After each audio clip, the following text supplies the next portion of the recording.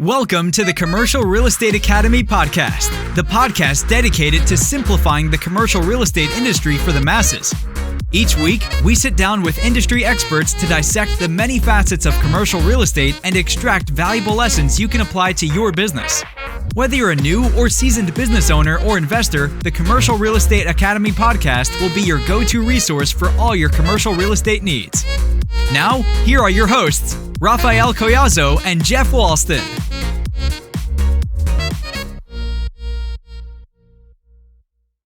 Welcome to the Commercial Real Estate Academy podcast. I'm your host, Raphael Collazo, here with my co-host, Jeff Walston. How's it going, my friend? It's going great. How's everyone doing? I hope everyone's doing well. Man, I'm just grateful. Can't say enough. Living in Kentucky here in Louisville, Kentucky. The weather is off and on, but today is an amazing day. Work's going great. 2022 is definitely picking up for everyone. I hope all the listeners as well. It's going well for you guys. What about you, Raphael? How's it going over there?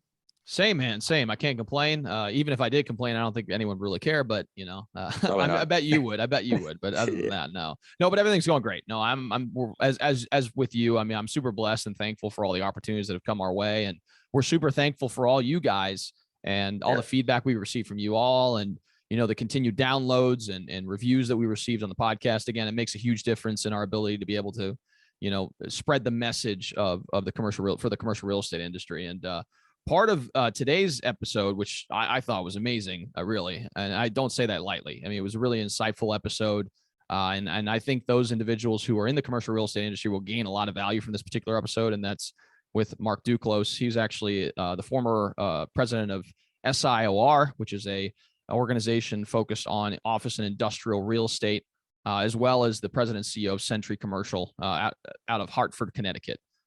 He's just an absolute wealth of knowledge and provided a lot of wisdom with having over 31 years of experience in the commercial real estate industry. So I think you guys are in for a real treat with this episode. So during the episode, we talked a little bit about what got him interested in the commercial real estate industry. He started out in the residential mortgage space and then eventually transitioned and started working for a developer and then transitioned over again and started his own brokerage back in 1991, has been operating Century Commercial ever since. And so we talked a little bit about some of the early struggles he faced after making that transition from residential mortgage into the brokerage space. Again, this is something that a lot of people within the industry struggle with, especially when they first get started. So he's shared a lot of wisdom and insights pertaining to that. Then we talked a lot about the SIOR designation and the organization. It is a very prestigious organization. I think there's only 3,700 members worldwide currently. And the requirements to be able to get in the organization are pretty high up there. So it's one of those things where, if you do carry an SIR designation, it carries some weight.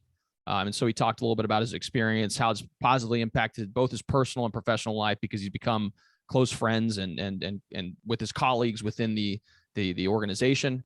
And then he talked a little bit about some of the initiatives that the SIR organization is going to take on over the next 5 to 10 years in order to improve diversity and provide a great membership experience for its members. And then finally, he gave some advice to those individuals who are getting started in their career, and some advice pertaining to what designations to pursue, and additional advice as to how you can actually achieve those designations to better serve your clients long term. So, I found it an extremely valuable. I felt like he provided a lot of insights in this particular episode. Jeff, did you have anything else you'd like to add? Mark was great. I can't wait for everyone to listen to him. What stood out to me is the SIOR, just how, like he said, is their mission is connecting people to people, connecting people to business, and then connecting people to knowledge. And that's the one thing that I know for a fact that Mark delivered on today, is giving the knowledge to all you guys listeners. So I cannot wait for you to take a listen to this episode. Definitely. He definitely lives out the mission of SIOR. And as I said before, he was the former president of SIOR for several years, and he lives and breathes the mission. And so I think you guys will gain a lot of value from this episode. So without further ado, let's go ahead and dive right into the podcast.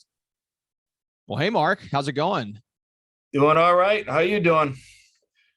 Can't complain. The weather's picking up here, and the Kentucky Derby. We're located in Louisville, Kentucky, and the Kentucky Derby is right around the corner. So everyone's getting prepped and ready for the big event. So what is that? A couple of weeks, Raphael?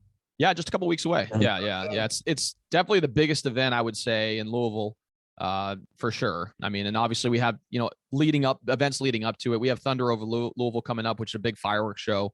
Last year, I think we weren't able to do it because obviously of COVID. So I think there's going to be a big turnout this year as a result of just people being out and about. So.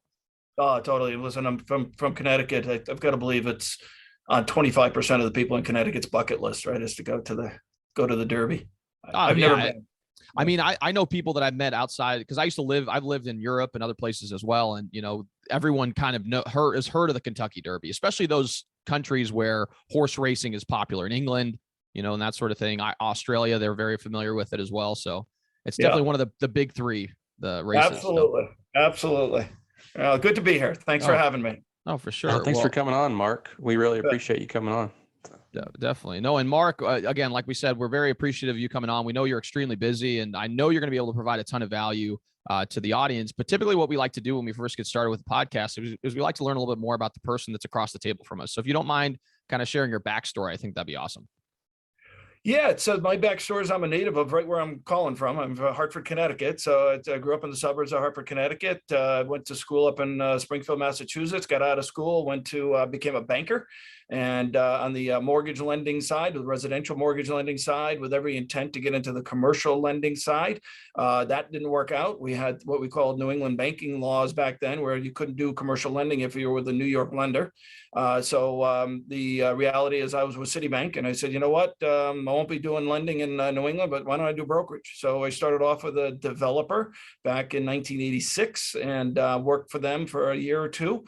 And then I got into brokerage basically in 1987, 1988 in that area. And then started my own company in 1991 with a partner who was no longer with us, unfortunately. But we started as a brokerage company in 91. And we then evolved to be a brokerage property management company in about 5 years ago. And then we added construction management to our ranks about 4 years ago. So now we call ourselves a commercial real estate services company based out of Hartford.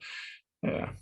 That's awesome. No, and you mentioned the lending side. Was that a big jump for you when you decided to jump from the mortgage space to the brokerage side? No, because the mortgage side gave me a great background in basic residential and real estate, right? It was residential at the time, but I was calling on residential brokerage companies. It was kind of new back then. That sounds a little dates myself a little bit, but back then you started knocking on doors, going to the brokerage companies and asking them for their business, for their clients' business. So I got a good understanding of financing. I got a good understanding of sales. I got a good understanding of people. And so, listen, I mean, you probably just named one of three of the main components of being a good real estate broker, right? Absolutely. No. And that's one of the pieces that I think a lot of times, especially when you first start out, you don't necessarily know a lot about is the financing piece. And coming from that background, I mean, that's invaluable, I'm sure. And building those relationships too, so you can call on different lenders and get a feeling for what different lenders are offering and what type of deals are looking for, so you can better place your clients. So yeah, no question. And it's all about the relationships. And it wasn't as much knowing the numbers, because I knew that coming out of college, but it's really understanding how debt is processed, right? And are you dealing with secondary lenders? Are they high keeping it for their own portfolio? And the differences between, like you just said, and putting them in the right product. Exactly. Definitely. Yeah. Mark, I heard that you were saying residential on the mortgage end of it. What made you pick commercial? Why the trajectory that way instead of, residential? Yeah, sure, Jeff. The really simple. I work late, but I don't want to be forced to work late, and I work weekends, but I don't want to be forced to work weekends. So that was really the bottom line. I wanted to work on my own time. As it turns out, I probably work a heck of a lot more on weekends than a residential realtor does at this point, or real estate agent does, but that's okay. That's my choice. Oh yeah. Yeah, and it was cool though. It was fun. Listen, I like working with families as well, but I also don't want families, making kind of family decisions. I kind of like the more corporate decision. But being in that first couple of years in the mortgage world, it was always interesting to listen to everybody's story. And every person that I wrote mortgages for always had a story. And one of the biggest stories I remember was I was sitting at was sitting at a table with writing a mortgage for a longtime exec who was in the midst of getting laid off in 1986 or 87. And I remember writing a note to myself. He basically had the corporate handcuffs back then, which was you work for a company for about 30 years and you turn to be about 55 and all of a sudden you're getting laid off. And it's like, what now what? Right. And I remember writing a note to myself and said, I'm never going to be put in that position ever. So that's when I started becoming a lot more entrepreneurial. Yeah, I know. And I can imagine the fear that, probably went through this gentleman after having put in his time and probably performing very well for the company over a period of time. But, again, at a company, you're expendable. I mean, unless you can perform for a long period of time. And even then, I mean, there's certain situations where it may be beneficial for the company to move on. And, that's why, being your own boss and obviously that comes with the time commitment. You mentioned you work a lot, and I'm sure that's part of the reason why you've been able to accomplish what you've been able to accomplish. But again, it's for your benefit versus maybe a broader audience. So yeah, no question. And back in the mid 80s, that it was so up to the mid 80s, maybe somebody would argue 87, 88 in that area. It used to be you started with a company, you're pretty much guaranteed a job for that company, right? Your parents have always, they worked for the same company forever. They retired with their company with the golden watch. In the late 80s, that started evolving and it was basically no promises. So it basically evolved to what you're talking about, Raphael, which is, no promises. We appreciate your employment, but you could be let go at any time. Definitely. No, of course. So back then when you were transitioning from the mortgage space into the brokerage side, obviously there's a lot of our listeners who are, early on in their career in brokerage, and that comes along with a lot of struggles. So I was wondering if you could share some of the insights you gained through that experience and maybe some of the struggles you faced and, how you were able to overcome some of those.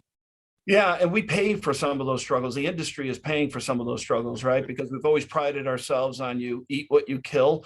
No, we don't give you a salary. You got to just go out there and hustle and make a living. And maybe in the 80s and maybe in the 90s, that sold okay. But you know what? That's not selling as well now. But that's the way it was back in the 80s.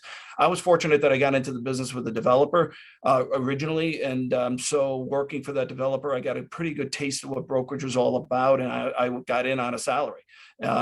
The problem is working for a developer, I was limited to that one product, right? So I was doing a nice job knocking on doors and finding people, but if they didn't want to go into that developer's product, then I was out. It's not like I could be a broker and go spring them elsewhere. So I learned quickly that I really didn't want to do that.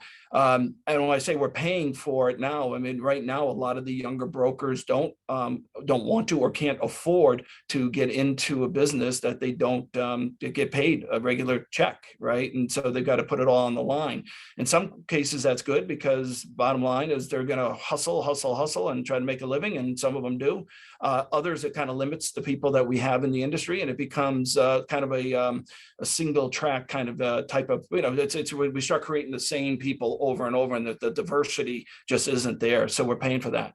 Back then, listen, I knew because it was, you mentioned the mortgage sales that I could sell. I knew that I learned the actual basis of commercial real estate by working with a developer. So I was able to actually start with a base and start working with clients reasonably immediately. But back then it was just knocking on doors. I mean, it was really knocking on doors. Hopefully you got a product that you could list, and then you basically went and knocked on doors and used that product in order to build your base of business. I remember my first deal of any size was basically done off a phone, which back then was, the phones were just brand new cell phones, and it was Oshkosh truck, and that was from knocking on doors of a product. So it's hustle. I always tell people when I think, and it's still the case, whether you're getting paid a base salary or a draw or working on commission, you've got to take the work of 3 years and condense that into one. And you got to take the work of 5 years and condense that into 3. And that way you get up to speed a heck of a lot quicker, but it is what I call a front loaded business. And you've got to really put in that effort. Like I said, 3 years of work in 1 year, 5 years of work in 3 years. If you do that and you do it smart, you're probably going to be okay. But I think what I do see on sometimes people want to put 1 year's of work in 1 year, and that just is not going to work in our industry, especially now. Oh, definitely. No. And as you mentioned, I mean, it weeds a lot of people out. I mean, that we have one of the probably highest turnover rates for I mean, I would imagine for a variety of different industries because of those first few years. And so, I've spoken with many people that are just early on in their brokerage career, and they're, struggling because it's just, they haven't been able to execute on a transaction. And that's obviously just a function of, it's a very competitive environment out there. And sometimes you don't even know what even to say. A lot of times when you're interacting with someone who's a 30-year veteran, in the commercial field, whether they're a developer or maybe even a business owner, but they're a veteran business owner and they're very sophisticated in how they interact with people. And you as a newer person probably don't have nearly the experience that someone of that caliber has. And sometimes it comes off as, you may or may not be someone that they want to work with. However, that's why I think teaming up with a, strong broker in particular can help you on that front, where you can loop them in and, have them, Totally help you along the way. Yeah, I mean, well, listen, I totally agree. We don't allow somebody to come on board with us if they don't have experience. If they're new to the industry, they can't come on board on their own. They have on their own. They have to be teamed with somebody. If they want to choose after that to leave the team because they think they can make it on their own, God bless you. But we want them to come in with an established book that they can learn the business from. To your point, it was early when I got in the business, and for a period of time, the industry almost prided itself from weeding people out, right? It was like, oh yeah, if you're not strong enough, then you're out. Then guess what? The nurturing part of that wasn't around. And now we've kind of reversed that and taken a personal responsibility that you make it in this business, right? And I think a lot of companies are starting to do that to make sure that it's a vested interest to make sure you make it. That's a complete turnaround from maybe about 30 years ago. And I think embedding these new brokers in these teams really helps them. And you can get an understanding of whether they have the skill sets to do what they need to do by being embedded in a team, even though they're only doing maybe a couple of functions. Definitely. No, for sure. And I'll even credit, to the brokerage that I'm a part of. I'm in a boutique brokerage. And I mean, I've been looped in on opportunities just through, working with the people in my brokerage. And I mean, it's an invaluable experience for me, and it's given me a lot of confidence in going out there and, still soliciting business. So it's, I think it's an extremely, no worries. No, I think it's a very important piece of the puzzle. And so anytime I talk to someone, and I'm nowhere near the experience level that you have. I mean, I'm about 2.5, maybe 3 years in myself. And so, anytime I kind of have a conversation with someone about it, I always mention that, pairing up and being at a brokerage that supports you and your endeavors is really the most critical piece.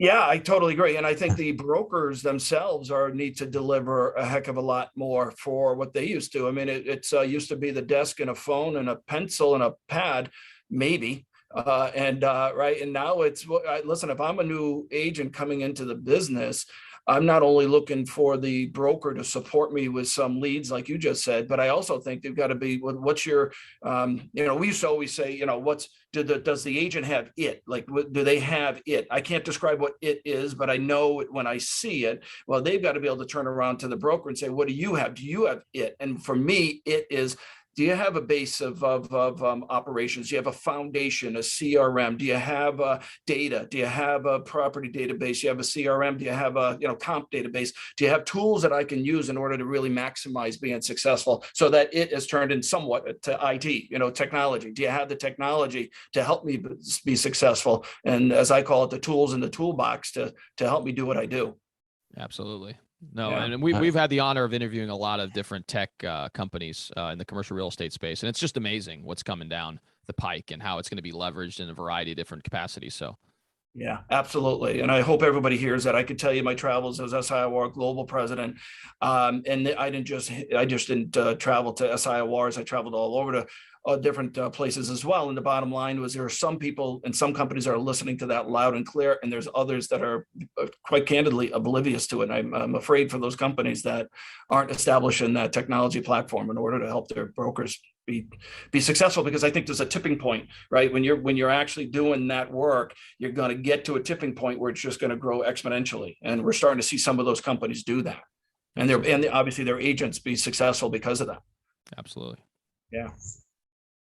Mark, great advice. Great advice. I love what you said about the hustle, condensing the 3 to 1 year and the 5 to 3, because I'm a GC, commercial GC by nature and developer, and been around the industry for over 20 years. And I tell you that all the people that are new just don't quite understand how much hustle it does take in that first year and even the second and third year. So Great advice. Great advice. Yeah, no, I appreciate that, Jeff. And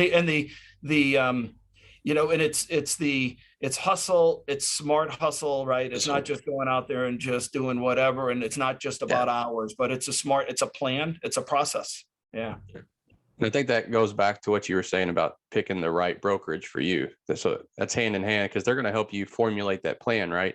To get out there and they might be able to wind you up, or you can do that yourself, but you may not know which direction to go if you don't know the industry quite well. So 100%. It's funny. Yeah. The other thing that I find with the younger brokers, you'll have this attitude sometimes, and you, Raphael, you alluded to it, was you're banging your head against 30-year veterans. I've been in the business 36 years, and I always tell the younger ones, I said, listen, there's an upside and downside to everything, right? So you're right. You're going to be looking at somebody, they're going to say, well, why should I hire you over Mark Duclos? And you're going to say, mine would be, Mark's great, but you know what? He's getting all long in the tooth, right? And I'm out there, I'm hustling, I'm learning new things, I'm using all the tools that I need to use, and yada, yada, yada. So you do have a benefit in the marketplace as long as you utilize it. But you can't just go to, how the heck am I going to beat him? You can beat me. Just go out and just make sure you're selling what you're delivering. And sometimes that sells, and sometimes it doesn't. Absolutely. And I'll even say that that's one of my value propositions when I talk with potential clients, is I say, look, like I'm deeply rooted in digital technology. Like I come from an IT background. I understand how to leverage technology through, these mediums like podcasting, YouTube, I have a strong digital presence, and that's the way that things are trending. That's the way things are moving. And so, that's definitely a value proposition that I offer a lot, and it definitely makes a difference. It moves the needle. So. Good for you, Raphael. You absolutely need to, because listen, if I can be in business 36 years and all my colleagues can be in the business for 36 years, if you're not utilizing those tools, forget it. You should be kicking my ass every day. Mm-hmm. Definitely. Mark, I think the big question, especially for me, is what is SIOR? Can you elaborate exactly what that is, and just explain to the audience who's curious about that? Absolutely. So and it's probably good for younger brokers to understand as well. So great question, Jeff. Number one, it's not SIOR. Sometimes they pronounce it SIOR. We don't put all the letters together. I know you did not, but just to make sure everybody understands that, it's SIOR, and that stands for Society of Industrial and Office Realtors. And we are a affiliate of the National Association of Realtors, as is CCIM and IREM and Land Institute and Councils of Real Estate. And so we are one of the 5 commercial organizations under NAR. We are specifically about a 3,700 member organization that started back in the 1940s as a industrial organization, and now we're an industrial and office. Our members are either industrial or office specialists that have been in the industry for a long period of time, producing at a certain level in the industry for a certain period of time, and doing it at a higher than just ethical standard, doing it in a way that rises well above just the what we'll call the ethical bar, but doing business the way we think it should be doing business, collaboratively, helping others, and such. And so, like I said, we're about 36 or 3,700 members. We actually got through COVID really well. And candidly, as a local broker in Hartford, Connecticut, it has been a huge part of my career. I joined and became an SIOR. You don't join, you earn the SIOR designation. And I did about 18 years ago, almost 19 years ago, best thing I did for my career. Not only from a standpoint of connections, I can essentially call just about anybody and get to where I need to go. But as far as transactions as well, knowledge, just a ton of opportunity. So I think the reason why I talk about the younger group, one of the things I think we fail to realize or sell sometimes is connectivity. Right. I mean, to me, it's all about connecting dots, and SIOR allows you to connect dots and allows you to make sure that when you do connect those dots, you're connecting it with people you actually want to do business with.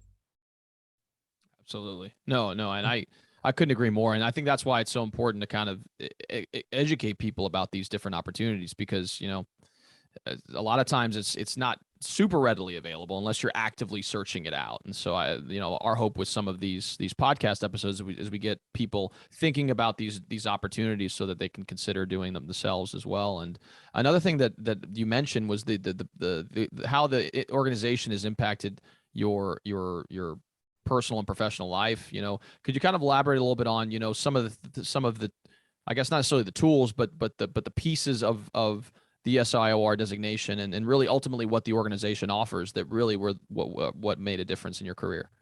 Yeah, so our mission is reasonably simple. It's actually, I think it's really simple. It's to connect people to people, people to markets, people to knowledge, and people to opportunities. So, people to people, it's just what we're doing right now. It's just, it's having the conversation. And then, of course, if I have a question, I might reach out to you, and then you guys reach out to somebody else for me or whatever it might be. But it's connecting people to people, again, connecting dots, connecting us to knowledge. So we have educational. We're going to be in Phoenix at our World Conference next week, and we're going to have a ton of educational opportunities to be able to sit down and learn about, and in my case, it might be the industrial market. It might be about managing a company. It might be about hiring. It might be a bunch of different things.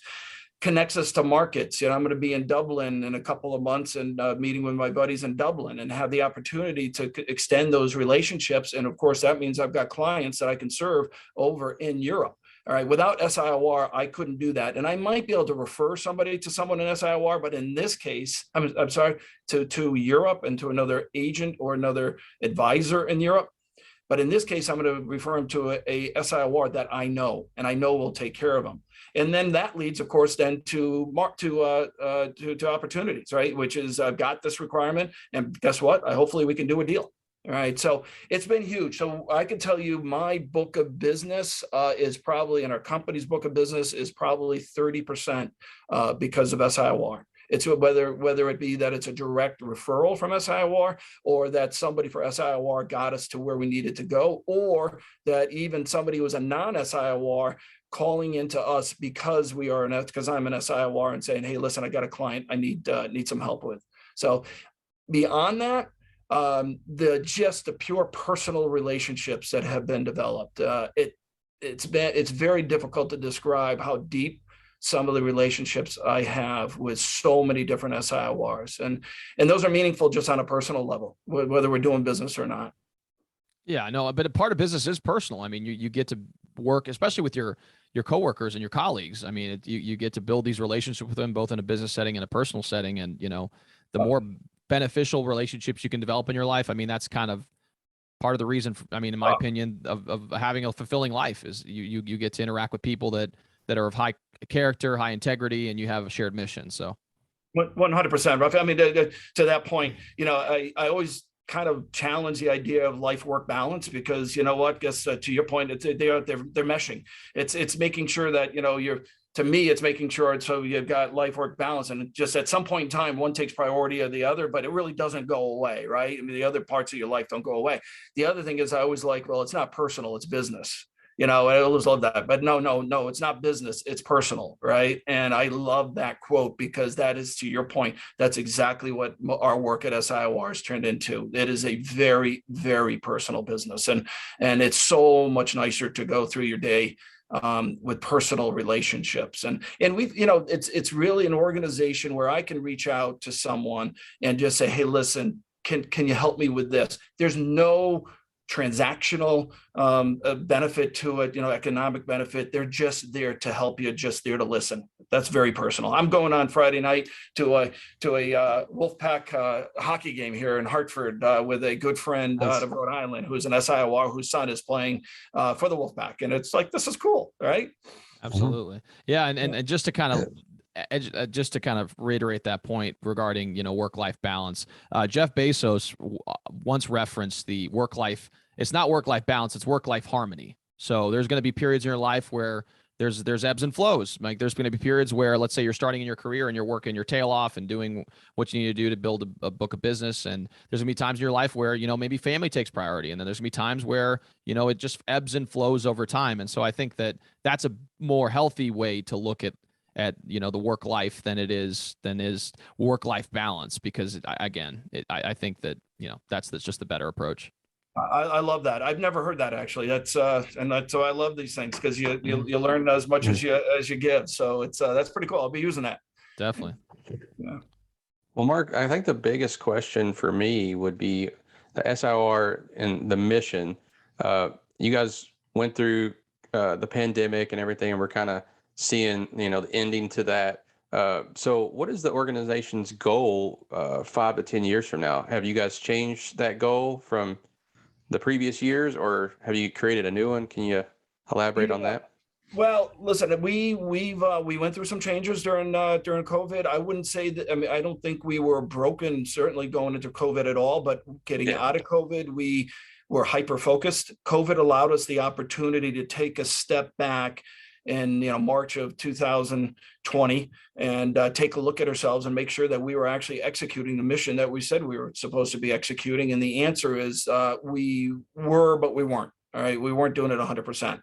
And so it was a refocus on the mission that I just talked about, and refocus on executing that and getting rid of what I call the white noise. When things are getting better, when things are going well, even now, you tend to do maybe a couple more things because, hey, what the heck, you might as well do it, right? And then all of a sudden things just turn and it's like, okay, get rid of the white noise and start really focusing on what you are here for. So we're going through a strategy analysis right now for a 3-year strategic plan, which will be voted on in the fall of this year. So we're still developing that, but I can tell you that it includes that focus on our members and making sure we're delivering the product to our members that we're supposed to be delivering, making sure that it's not just an in-person delivery, meaning, SIOR is known for its relationships, very much so. If anybody said, like, what's the difference between SIOR and X organization? Oh, it's their relationships. These guys know each other. They're personal. They're into it, right?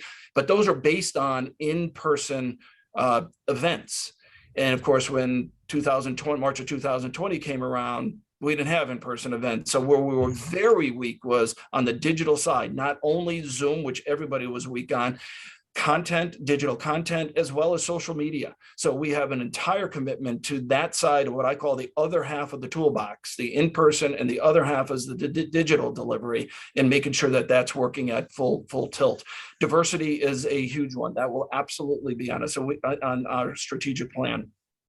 We spoke earlier about the weeding out of weak brokers, right? But the reality is that we weeded out a lot of diversity, and it wasn't just men and women; it was everything else included. And so we have a major focus on diversity, just like everybody else does, but making sure we're not talking about it, that we're executing it.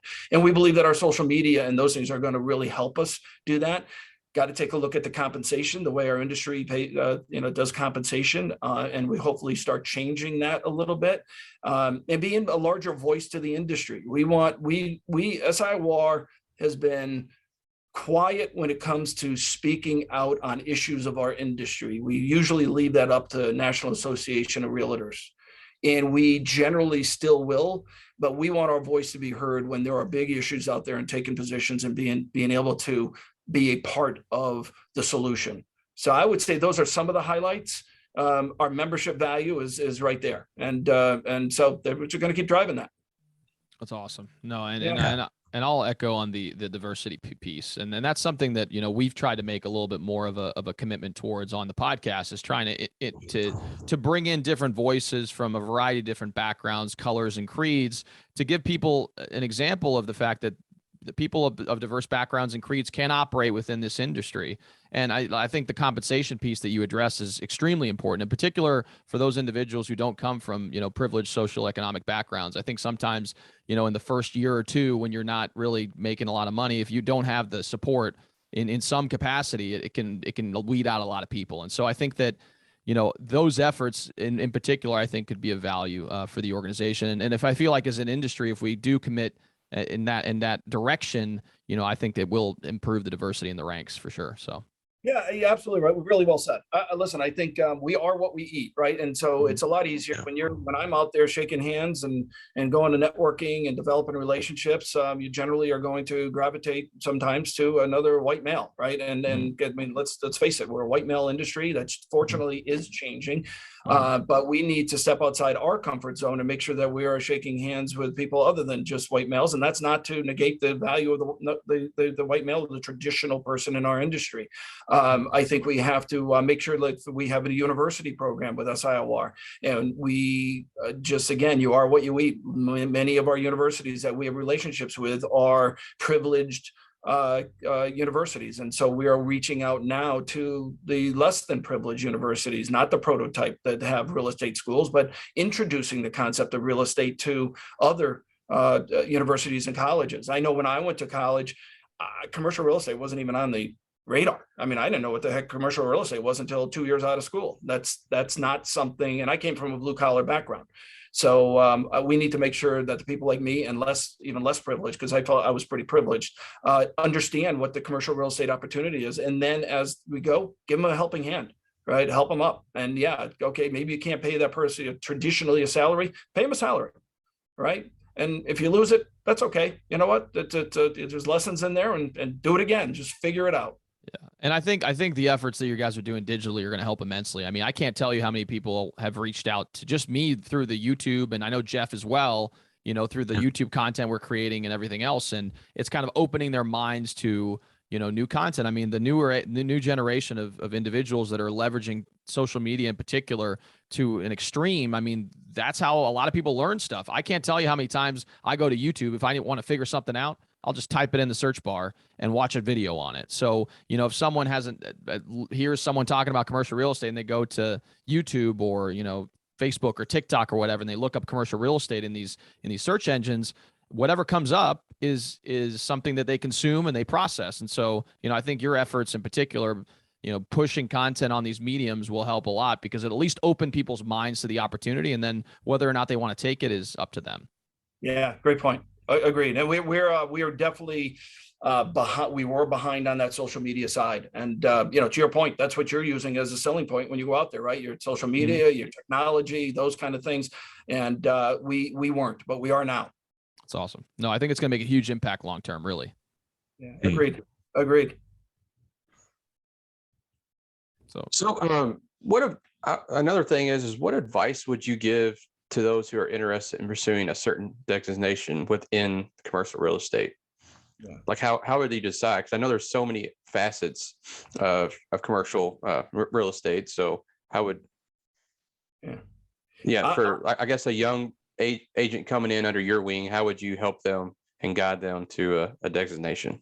Well, we have a case study, fresh case study on that, Jeff. So, and I don't want to suggest that I was the reason why by any means. I think the company helped support this success story, and but the individual really went forward and executed it herself. So we hired a new broker, Stephanie Romano, back last year. Stephanie was already involved in the CCIM world as a treasurer of the local chapter. You don't need to be a CCIM to be a treasurer in the CCIM system, but to move up the ladder, you do, or you need to be en route to. And Stephanie, young mom, doing a great job here, but had her hands full. And as Steph, I think it would be great if you could go get your CCIM. And the question was, well, do we have time? And I said, well, you know what? You'll never have time, right? You have to make time for it. Stephanie went out, she tackled it. She just got her designation, CCIM designation down in the Carolinas week before last. So we couldn't be more proud of her. So I think it's connect to, well, in that case, mentors, reach out and make sure that the younger people understand the value of a designation. I'm a big believer in designations. Some people aren't. I think especially when you're younger, and speaking to Raphael's point, which is you're young, you're walking into a place, to a building and to a company, and you're looking at a guy who's saying, well, why not hire, well, you can just hire Mark. You don't know anything. Well, look at the SIOR after my name, look at the CCIM after my name, and property management, look at the IRM after my name, or whatever the IRM designations are. It establishes a level of credibility.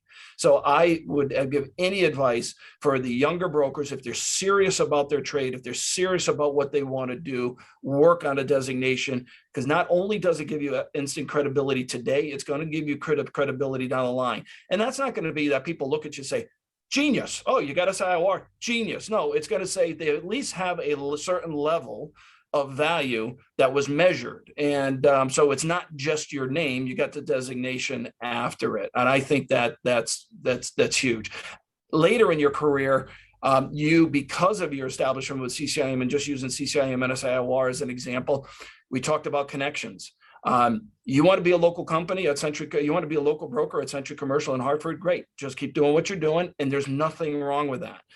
Late in your career, I think people, and I say later, probably as the years go, you want to create a little bit larger platform. Doesn't have to be done through a national platform, not negating the value of CBREs or the JLLs of the world, but it can be done on a local platform, with a local company as well. And that CCIM or SIOR, or whatever it might be, establishes that platform to get your clients services well beyond just your local market. Absolutely. Yeah. And we had a gentleman named Mark Seifert. He's a CCIM instructor.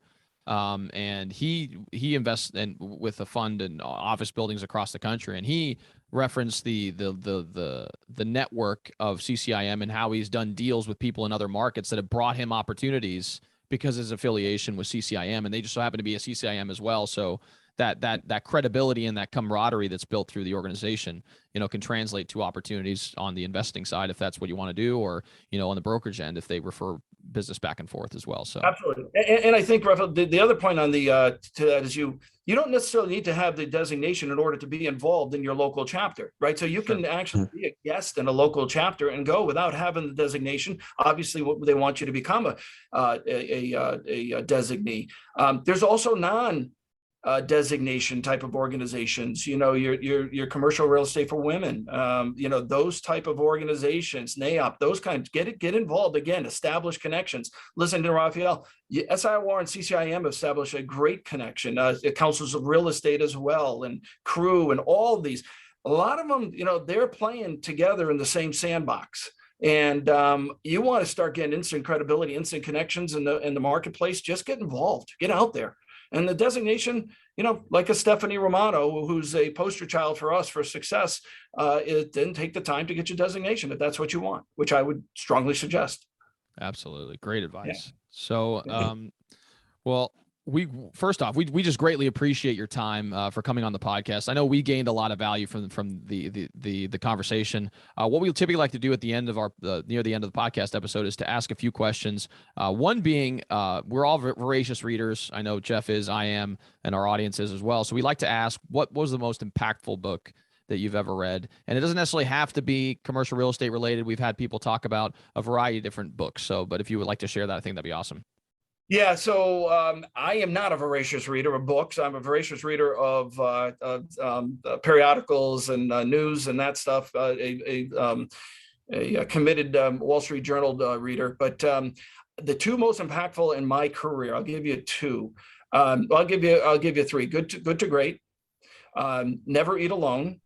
And 7 Habits of Highly Effective People. I would say I would put those three on the list. I gained different insight on all three, and Good to Great from a management standpoint, the ability to get the right people on the bus. I think from 7 Habits of Highly Effective People, I learned a number of the tools that I can use and appreciation for what other people bring to the table. It's not just a clone of Mark Duclos, and by the way, you don't want a clone of Mark Duclos. So it's, and I don't mean that from a negative, but you don't need 5 Mark Duclos at the table, which is again the idea of diversity, right? And then the Never Eat Alone, I think, is a great one for young people because it gives you an understanding of how relationships are developed and the need to connect. And Never Eat Alone is basically just don't eat alone. Pull somebody in, and you can always have lunch with somebody, right? Just pull them in and grab some advice, grab some contact.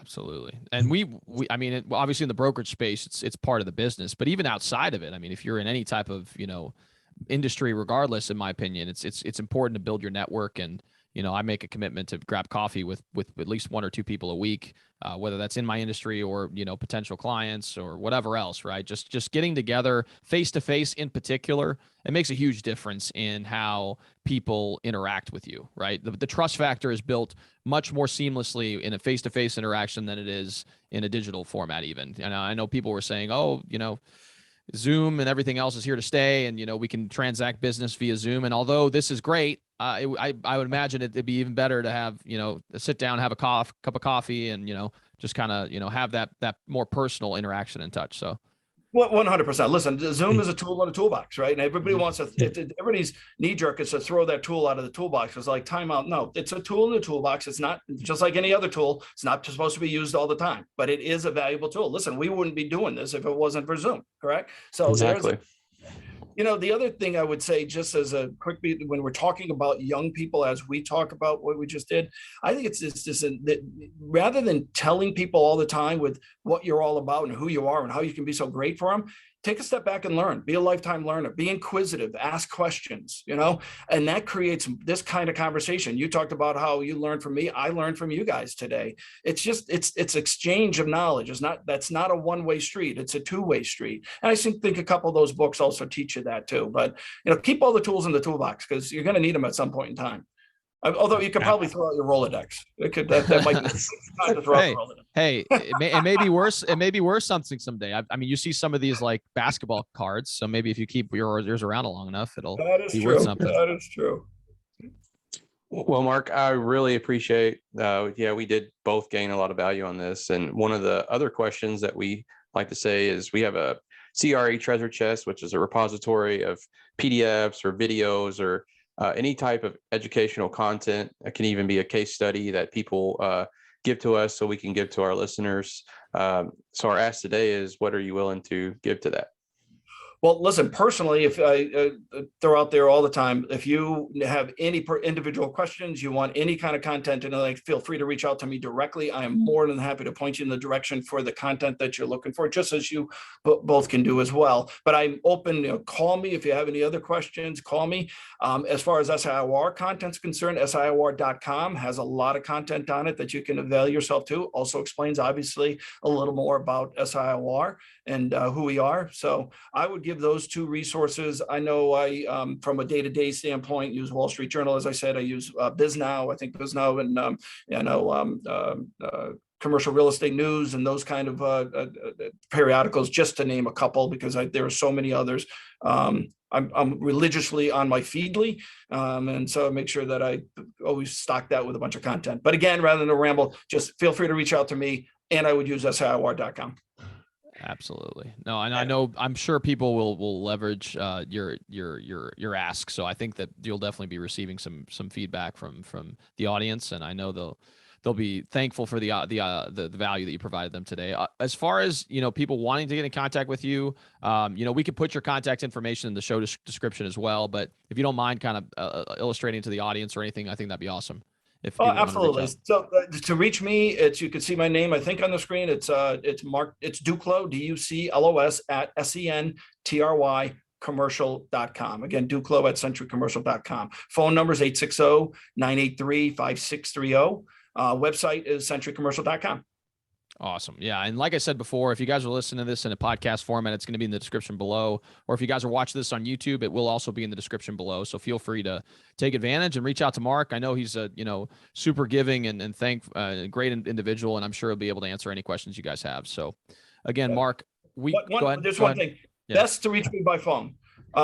Yeah, my emails get buried. So, and please just reach me by phone if you want to get a quick response. So just a little tidbit. I'm also notorious for returning emails on weekends. And I can imagine with the volume of emails you receive, that's probably the case as well. And I fall victim to that sometimes too. And I'm the worst with sometimes text because, I get texts all the time and you have to sit down and think about what you're going to write. And so sometimes I don't answer a text for 4 days and I'm like, oh man, I got to respond. So calling's definitely more efficient for sure. Yeah. Definitely. All right. Well, Mark, we greatly appreciate your time. As we said before, if you guys are watching this on a YouTube format, we would greatly appreciate it if you can like and subscribe to this channel. It really helps with the YouTube algorithm, ensures more and more people can hear this message. If you guys are watching this on or listening to this in a podcast format, whether that's Spotify, Apple Podcasts, whatever else, again, leave us a 5-star review. We've seen a significant uptick in our downloads as a result of you guys doing so. It really helps with the algorithm to make sure more and more people can hear this message and learn about the many facets of commercial real estate. So thanks again for stopping by, and we'll see you all next time.